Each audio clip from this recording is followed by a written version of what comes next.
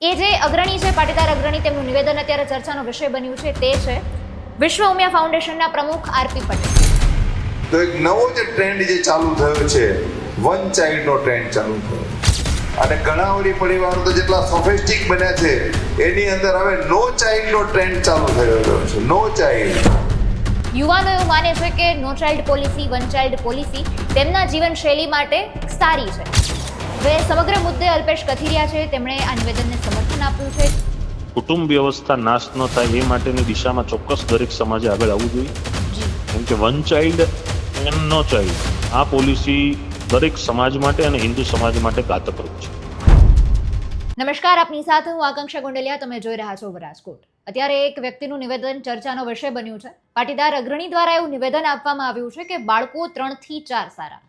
એટલે સીધી છે, દેખીતી વાત છે કે તે અત્યારે નો ચાઇલ્ડ પોલિસી છે, વન ચાઇલ્ડ પોલિસી છે કે જે અત્યારે યુવાનોમાં ટ્રેન્ડનો વિષય બની ગયો છે. અતિ આધુનિક જીવનશૈલીમાં યુવાનો એવું માને છે કે no child policy, one child policy તેમના જીવનશૈલી માટે સારી છે. ત્યારે એ જે પાટીદાર અગ્રણી છે તે વિરોધ કરી રહ્યા છે અને તેમણે કહ્યું કે સમાજમાં 3 થી 4 બાળકો હોવા એ ખૂબ સારી વાત છે. એ જે અગ્રણી છે, પાટીદાર અગ્રણી, તેમનું નિવેદન અત્યારે ચર્ચાનો વિષય બન્યું છે તે છે વિશ્વ ઉમિયા ફાઉન્ડેશનના પ્રમુખ આરપી પટેલ. હવે તેમના દ્વારા શું નિવેદન આપવામાં આવ્યું છે, તેમણે શું વાત કહી છે તેના પર નજર કરીએ. ધીમે ધીમે સમાજનું સંખ્યાબળ ઘટતું જાય છે. આ વિશે ક્યારે ચર્ચા કરીએ છીએ તમારી કારોબારી કે જનરલ મીટિંગની અંદર, પણ હું માનું છું સાહેબ ત્યાં સુધી આની ચર્ચા નહીં થઈ હોય. કારણ કે સમાજનું સંખ્યાબળ ઘટે છે અને સંખ્યાબળ જ્યારે ઘટે છે ત્યારે ઓટોમેટિક એ સામાજિક તાકાત ઘટે છે અને સામાજિક તાકાત ઘટે છે ને ત્યારે રાજકીય શક્તિ પણ ઘટી જાય છે. રાજકીય શક્તિ ઘટે એટલે ઓટોમેટિક તમારી સનાતની શક્તિ ઘટે અને ધીમે ધીમે ધીમે તમે તમારા અસ્તિત્વ માટે પણ લડવું પડે એ પરિસ્થિતિનું નિર્માણ થાય છે. ભ્રૂણ હત્યાનું દૂષણ આપણા સમાજની અંદર ઘણું મોટું ચાલ્યું. ધીમે ધીમે જાગૃત આવી તો ભ્રૂણ હત્યા બંધ થઈ. તો એક નવો જે ટ્રેન્ડ જે ચાલુ થયો છે, વન ચાઇલ્ડનો ટ્રેન્ડ ચાલુ થયો છે. One child. અને ઘણા વળી પરિવારો તો જેટલા સોફિસ્ટિક બન્યા છે એની અંદર હવે નો ચાઇલ્ડનો ટ્રેન્ડ ચાલુ થયો છે. No child. ક્યાં જઈશું ને ક્યાં અટકીશું ને એ ખબર નથી પડતી. એટલે સમાજે કોઈ પણ મીટિંગની અંદર આ વાતની નોંધ અને ચર્ચા 100% લેવી પડશે કે હવે આપણા દીકરા દીકરીઓને કહેવી પડશે કે ઓછામાં ઓછા 3 થી 4 બાળકો તો જોઈશે જ. આપણા દાદાઓને યાદ કરો, 7, 8, 9 ભાઈ બહેન હતા આપણે. અને આજે પરિસ્થિતિ બદલાઈ છે. આજે ઘણાના ઘરની અંદર કાકા કહેવા વાળું કોઈ નથી, મામા કહેવા વાળું નથી, ફુવા કહેવા વાળું નથી. આવનારા દિવસો એ પણ આવી શકે કે બજારની અંદર બોર્ડ લાગતા હશે કે અહીંયા તમને ભાડેથી કાકા મળશે ને અહીંયા ભાડેથી મામા મળશે.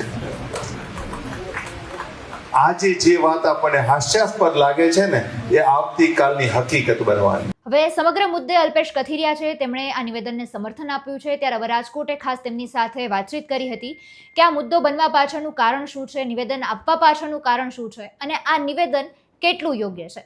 સમગ્ર મુદ્દે અલ્પેશ કથિરિયાએ શું કહ્યું છે તેના પર નજર કરીએ. હેલો જી નમસ્તે અલ્પેશભાઈ, સ્વાગત છે આપનું રાજકોટના પ્લેટફોર્મ પર.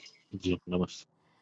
જે રીતે અત્યારે એક નિવેદન છે એ ચર્ચાનો વિષય છે કે વિશ્વ ઉમિયા ફાઉન્ડેશનના જે પ્રમુખ છે આરપી પટેલ, એમના દ્વારા જે એક નિવેદન આપવામાં આવ્યું છે બાળકોને લઈને, તો એ સમગ્ર મુદ્દો શું છે? કચ્છના નખત્રાણામાં આરપી પટેલે જે નિવેદન આપ્યું છે એમાં બધાએ ચિંતા અને વિચાર કરવો જોઈએ. વન ચાઇલ્ડ અને નો ચાઇલ્ડ એના ઉપર અત્યારે હિન્દુ સમાજના દરેક લોકો કપલો આગળ વધી રહ્યા છે. જી. તો ભવિષ્યમાં તો એક સભ્ય સમાજની સંખ્યા ઘટશે અને કુટુંબ વ્યવસ્થાનો નાશ થશે. જી. એ બાબતે દરેક લોકોએ વ્યવસ્થિત ચર્ચા કરવી જોઈએ. બીજું મુદ્દો એવો પણ છે કે માનો કે કોઈ કુટુંબને વધારે બાળકો હોય અથવા એમણે જે કીધું છે કે બાળકો હોવા જોઈએ, જી, પરંતુ આજના મોંઘવારીના સમયની અંદર બાળકોના શિક્ષણ, બાળકો આગળ આવે માટેનું એમનું માળખું, એમના આરોગ્યને લગતી તકલીફો અને એમના જીવન નિર્વાહનો જે ખર્ચ થવાનો છે, આ મુદ્દે પણ ચર્ચા થવી જોઈએ. બંને પાસાઓને જોડી અને સમગ્ર હિન્દુ સમાજના દરેક કુટુંબ વ્યવસ્થાનું માળખું ટકી રહી જી એ પ્રકારની શું વ્યવસ્થા સમાજમાં થઈ શકે? અને માનો કે આવું જ માળખું શરૂ રહ્યું તો 25-50 વર્ષે આપણી શું પરિસ્થિતિ હશે, એનું જી પણ એક આકલન થાય એ માટેની વાત હોવી જોઈએ.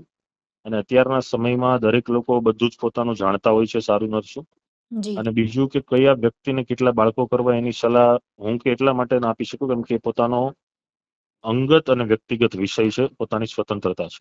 જી પરંતુ એ બાબતની ચર્ચાઓ ચોક્કસ કરી શકાય કે શું હોવું જોઈએ અને શું ન હોવું જોઈએ.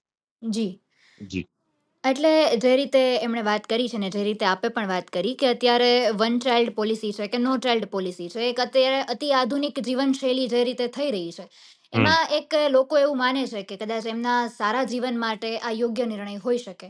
તો જી અત્યારે યુવા વર્ગ આ નિર્ણય બાજુ વળી રહ્યા છે, તો કયા કારણો જવાબદાર હોઈ શકે અલ્પેશભાઈ આની પાછળ? જો અત્યારના યુવા વર્ગમાં એક તો કારણોમાં મને જે લાગે છે જી કે એક આર્થિક પ્રોબ્લેમ હોય કે જી એમની જરૂરિયાતો એક કે બે બાળકની પૂર્ણ ઓછી થતી હોય તો હમ બીજા બાળકોની કઈ રીતે પૂર્ણ કરશે, એનું શિક્ષણ, વેપાર, આરોગ્ય જી કઈ રીતે પૂરો પાડશે. બીજું એક પ્રશ્ન એવો પણ હોય કે અત્યારે લોકો ઓછા વ્યક્તિ સાથે કુટુંબમાં રહેવા માંગે છે અને સેપરેટ પરિવાર થઈ રહ્યા છે. જી અને ત્રીજો જે વિષય છે કે સંયુક્ત કુટુંબ વ્યવસ્થા તૂટી છે. હમ અને બીજા પણ કારણો હોઈ શકે કે જેનાથી આ યુથમાં ટ્રેન્ડ આવી રહ્યું છે.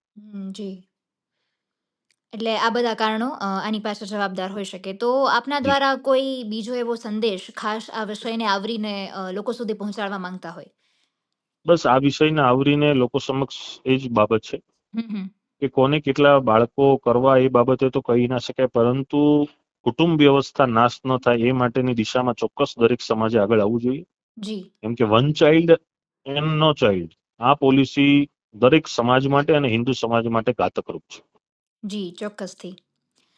ખૂબ ખૂબ આભાર અલ્પેશભાઈ હવે રાજકોટ સાથે જોડાવા બદલ અને સમગ્ર વિષય પર સ્પષ્ટતા સાથે ચર્ચા કરવા બદલ ખૂબ ખૂબ આભાર. જી ઓકે થેન્ક યુ. કુટુંબ વ્યવસ્થા નાશ ન થાય એ માટેની દિશામાં ચોક્કસ દરેક સમાજે આગળ આવવું જોઈએ. જી કેમ કે one child and no child આ પોલિસી દરેક સમાજ માટે અને હિન્દુ સમાજ માટે ઘાતક રૂપ છે. એટલે જે રીતે આપણે જોયું કે અત્યારે આ નિવેદન છે તેમાં સીધી જ રીતે નો ચાઇલ્ડ પોલિસી અને વન ચાઇલ્ડ પોલિસી છે તેનો વિરોધ કરવામાં આવ્યો છે અને કયા કયા કારણો જવાબદાર છે તેની પણ તેમાં વાતચીત કરવામાં આવી છે. બંને પ્રકારની પ્રતિક્રિયાઓ સામે આવી રહી છે આ નિવેદનને લઈને, પણ આ નિવેદનને લઈને આપનું શું કહેવું છે એ મંતવ્ય જરૂરથી કમેન્ટમાં જણાવજો. ફરી મળીશું. હવે મને રજા આપશો. નમસ્કાર.